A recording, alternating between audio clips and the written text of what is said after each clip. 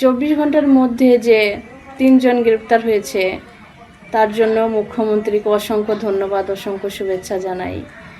যে আজকে যদি টিএমসি সরকার থাকতো তাহলে এই 3 জন গ্রেপ্তার হতো না, শুধু আশায় দিত, টাকা দিত, গ্রেপ্তার হতো না।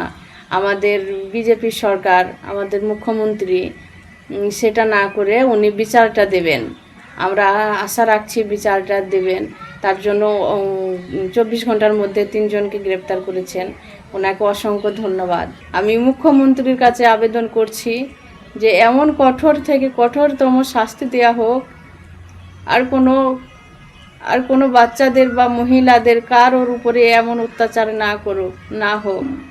বারুইপুরে নাবালিকাকে ধর্ষণ খুন, সেই ঘটনায় মূল অভিযুক্তকে পুলিশ গ্রেফতার করেছে। মূল অভিযুক্ত আনন্দ সর্দার সহ মোট 3 জনকে গ্রেফতার করা হয়েছে এখনো পর্যন্ত।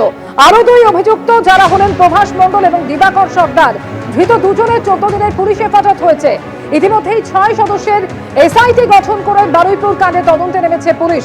বারুইপুর, নরেন্দ্রপুর এবং সোনারপুর থানা এলাকায় 163 ধারা জারি হয়েছে। আরো 3 অভিযুক্তকে আটক করে জিজ্ঞাসাবাদ করছে পুলিশ।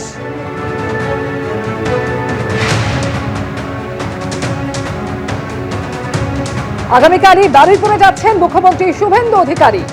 ইতিমধ্যে তিনি আশ্বাস দিয়েছেন পরিবার যা বিচার চেয়েছে তা তারা পাবেন।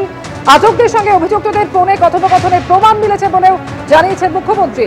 পুলিশ, এসআইটি সবাই কাজ করছে, দোষীদের কঠোর শাস্তির আশ্বাস দিয়েছেন মুখ্যমন্ত্রী শুভেন্দু অধিকারী। बड़ा एक्शन होगा।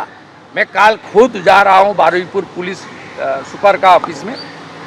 जो मिसिंग डायरी का बाद पुलिस का, लोकल पुलिस का भी क्या रोल है उस भी असेसमेंट होगा।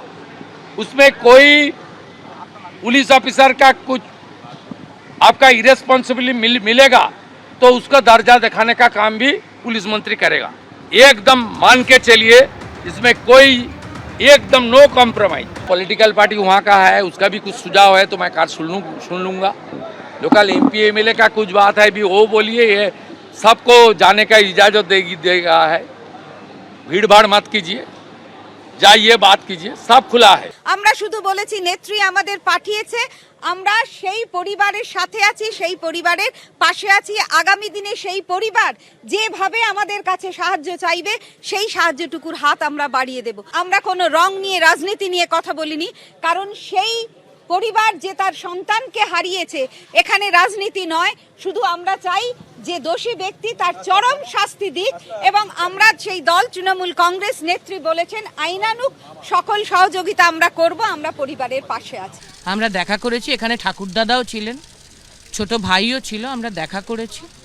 মমতা ব্যানার্জির পক্ষ থেকে আমরা এসেছি।